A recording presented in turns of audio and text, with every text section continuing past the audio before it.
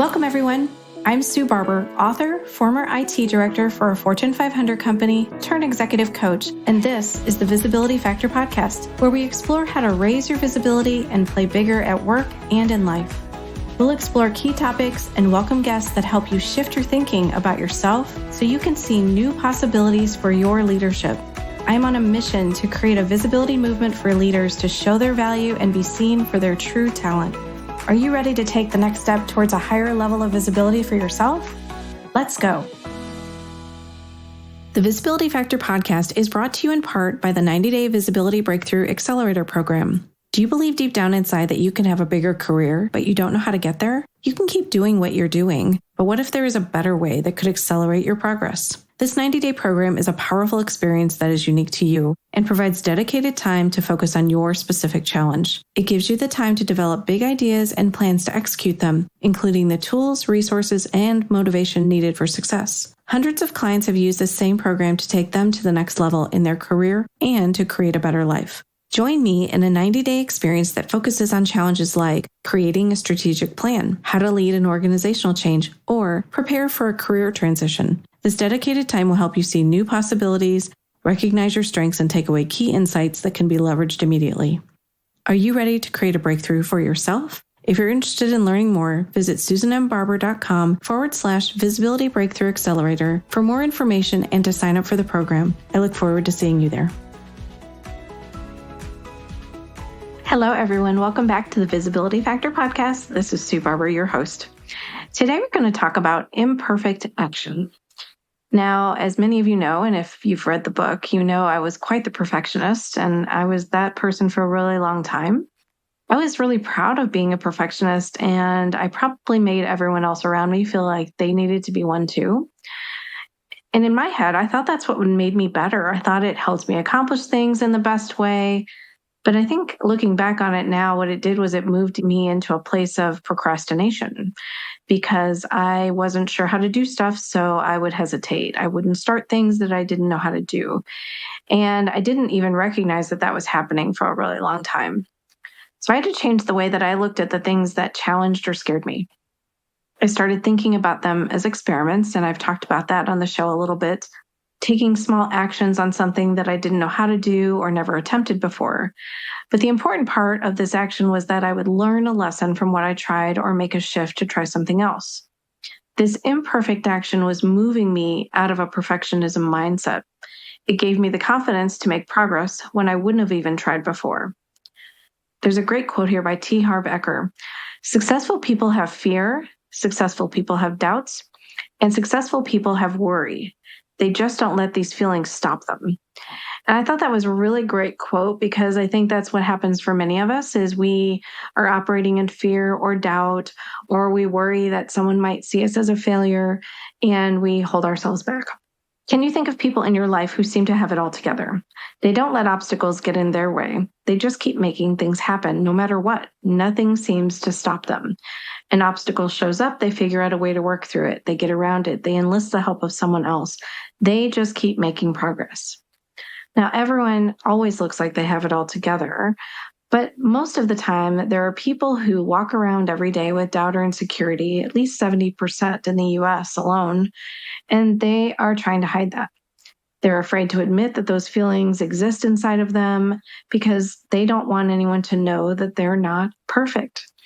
But what if they started doing experiments like I talked about earlier and trying things instead of staying stuck? To be honest, it took me some time to be able to take imperfect action with consistency. I didn't really do it until I was in this world of entrepreneurship. I work with a lot of people who talk about imperfect action, and it really struck me as something that I just wasn't really adapting into my own world. And I thought, how can I do this more and more consistently? So I began to study people who lived by this approach. At first, I couldn't believe that they would just try things without having it all figured out. I watched them do it over and over again. And once I saw that they tried things, learned from them, made adjustments, and kept going, that was the inspiration that I needed to try it for myself. Now, I know that I talked about perfectionism in the book along with all the other imposter syndrome types because these are the things that hold people back, not only from moving forward in their career, but also in their life. And I want you to know there's no such thing as perfection. I didn't believe that for a really long time. I thought it was something that you could attain. And I've shared what I've learned from Brene Brown, that it's a way to avoid criticism, which I do believe for me was very true. Of course, people who are afraid of criticism will do whatever they can to avoid it. Hence, this becomes a habit of perfectionism that gets started early in life. You want to make your parents proud. You want to get good grades. You want to do what you need to do to get the highest ratings in your company. All of these things to try to avoid criticism. So the way I have seen perfectionism show up for me is when I had to make decisions. What was interesting for me, though, it wasn't the big decisions that got in my way. I could make those easily. It was the little decisions that involved maybe someone else doing something for me. It combined my perfectionism and my people-pleasing into one. For example, hiring someone to paint our living room. The decision to pick out the paint color for our living room walls felt permanent to me when I struggled to decide. Now, I'm not a designer, and there are many people out there who can make those decisions without any issue. I am not one of them. I know intellectually it can be repainted, but I can't do it, and I didn't want the painter to be inconvenienced, hence my people-pleasing, if I hated it once it was on the walls. Now, luckily, I had an amazing contractor who kind of gave me a permission slip to change it if I hated it. Now, yes, I know that they will just charge me and do whatever I ask, but to me, it took the pressure off of me that I had to make the best decision in that moment. And instead, we painted one wall and I decided I loved it and we went forward. I don't know if those are decisions that hold you back, but many people struggle, like buying a car. Obviously, buying a house is a big purchase. A lot of things in our personal lives are harder for us to make decisions about. And sometimes if you can just start to look at what are options to help you get through it, where do you need a permission slip from someone to help you through the situation like I had to just keep you moving forward? Is your fear of making a change holding you back? Now, one of the biggest changes that I've made since leaving my corporate career is really adapting this imperfect action. It's really empowering to try things and experiment versus having to get it all right. I can implement imperfect actions each day without the worry of what anyone else thinks. It is incredibly freeing to do this without any fear. When I look back at my past, the word imperfect wasn't a part of my vocabulary. I wore that crown of perfection proudly and would wear it as long as I possibly could. I would wait until I was more certain before taking any action. I had a story in my head that said I had to try to be perfect, avoid criticism, and eliminate any possibility of failure. I didn't realize how that thinking held me back. Trying to be perfect meant that I wouldn't speak up on things, stand up for myself, or take advantages of opportunities to be visible. I played it safe, and as a result, I didn't move forward in my career at times. It was frustrating to operate that way, but I didn't know where to start. I had to learn how to be more visible and try things. It was time to make changes no matter how uncomfortable or scary they were for me. Taking new actions to raise my visibility changed everything for me. Now, I can see in so many ways how people are just struggling with change. They're afraid of it. They don't want to deal with it. They just try to avoid it. I've seen it over and over again. I've seen it in myself at times. We immediately go to the negative instead of seeing the possibilities. And change is a process. It doesn't happen overnight. But what if the changes you made could change everything about your career and how you see yourself? What if the steps you took each day changed how others saw you too?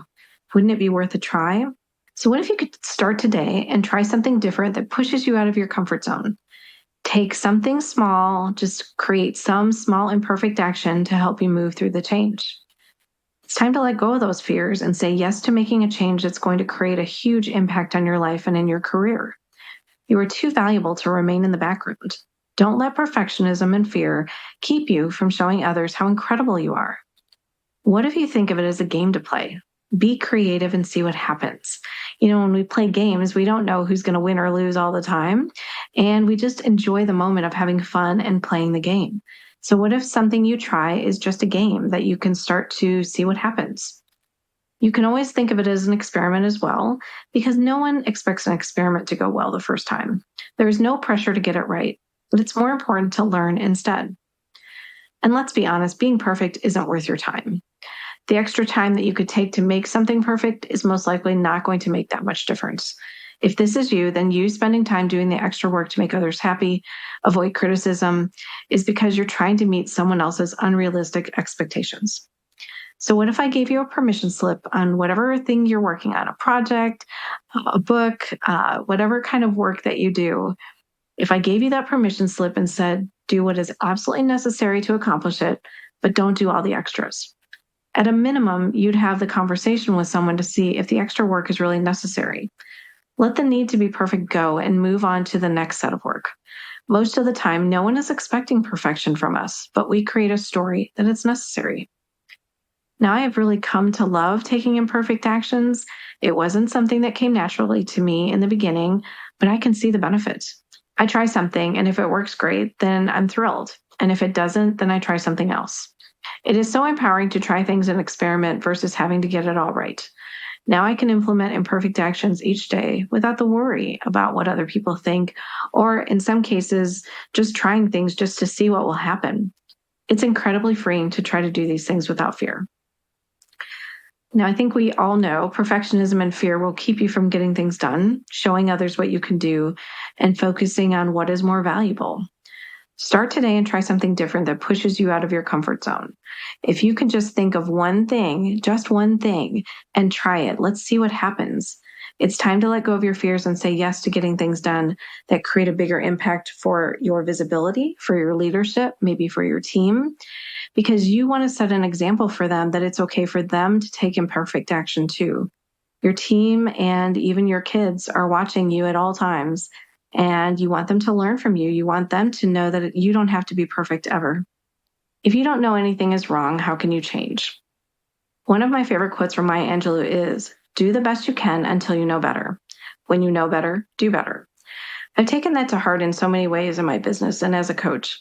I've stopped focusing on perfection so much and focused on taking imperfect actions. For example, I took imperfect action when I launched this podcast. I didn't know all the things that I needed to do to get it across the finish line and launch it. But I had a great company in Sheep Jam who helped me just with all of the comfort and confidence that I could do it. And all of that just made such a difference for me. It really helped me be able to launch in a very quick time frame. And we are now at 80 episodes. I can't believe it. It's really flown by. And so I want you to think about where you could take some imperfect action, maybe not as big as launching a podcast, but know that everybody goes through this. Everybody has to try things and just see what happens. Now, I had to fight every doubt in my head that was focused on the things that weren't perfect and instead focus on what was right. My very first episode that I did, I wanted to throw it out. I didn't think it was good enough. I wanted to re-record it. And luckily, the company CEO talked to me and just made me feel really comfortable that it was great. And it's important to get something out in the world. It doesn't have to be perfect. And I share this with you because there are still moments when I do something new, and those same doubts that kept me hidden in the past show up again. The difference is that this time I don't hold myself back. I made a choice to do it even with all the doubts and fears. So where are you still letting perfection or the doubts in your head hold you back from doing something that you want to do? Now, if you listened to last episode, I talked about Atomic Habits, the book from James Clear, and I grabbed a quote from that book for this episode because I think it makes a lot of sense and you can relate to it. Many people won't attempt something unless they can find an example of someone else who is already doing it.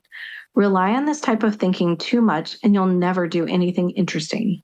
Your path through life is unique. It is important to extract lessons from the experiences of others, but you can't wait for a perfect example to take action. You are the example. James Clear.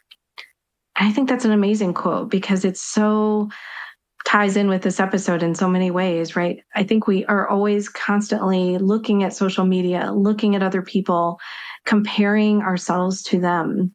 And when you can release that comparison and really start to trust yourself that you know the right thing to do, even if you just stop for a minute and just be quiet and listen to what you think the answer could be for you, it can take you so much further. I realized over time that I didn't do enough of that when I was a leader. I didn't spend time reflecting enough. And I try to talk to the leaders that I coach now so that they do that for themselves, because that's how you really can stand out as a leader, when you can trust yourself and know that whatever you have to do, what decisions you have to make, you can do that in the best way. And it helps your team. Again, it helps your team see what is possible because of what you're doing, the example that you're setting. I want you to recognize your unique gifts and the value that you have to offer. Don't diminish or devalue them. I think at times we look at the things that we have done and we see them as no big deal. We see them as things that everybody can probably do. Well, everybody can't do them, otherwise they would do them. So I want you to start to look at the things that you have to offer. See them as strengths. See them as things that you can share with others to help them grow. And at the same time, you're going to be showing the value that you bring to an organization as a leader that maybe others aren't doing. I want you to be recognized for the unique things that you have to offer, and don't diminish them ever. Today's visibility action, I want you to think about these questions for yourself. Where are you putting perfection ahead of the good? I think it's very common for us to do that, and we probably have a lot of things on our plate, a lot of things that we need to get done. But what if you just go with the 80-20 rule? 80% is good enough. Where might you be placing perfectionistic expectations on others? I think for people who have perfectionistic tendencies, they are very good at projecting those onto other people. And so communication becomes really important here, and asking yourself if you are doing that to someone else, listening to some of the things that they may give you as feedback, and paying attention to where you can teach them, the importance of perfection versus good. And then what could you do to take some imperfect action that might show you a new way to look at how you do things differently?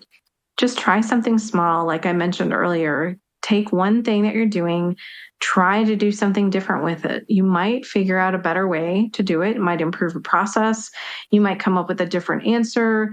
You might work with someone new because you asked them for advice or you talked with them, and together you came up with something that's different that you wouldn't have ordinarily tried. These are the moments where you have to push yourself and have a little bit of courage to try it differently. You might actually love the result that you get. We hope you enjoyed today's episode of the Visibility Factor podcast, and we'll catch you on the next one. Thanks so much for listening to the Visibility Factor podcast. Remember that visibility starts with small steps that are intentional and consistent each day. Be bold, be visible, be the leader you were meant to be. Find us and subscribe on Apple Podcasts, Spotify, and wherever else you listen to podcasts. Follow us on all of our social media platforms, which are highlighted in the show notes. Thank you for listening, and we'll see you next time on the Visibility Factor podcast.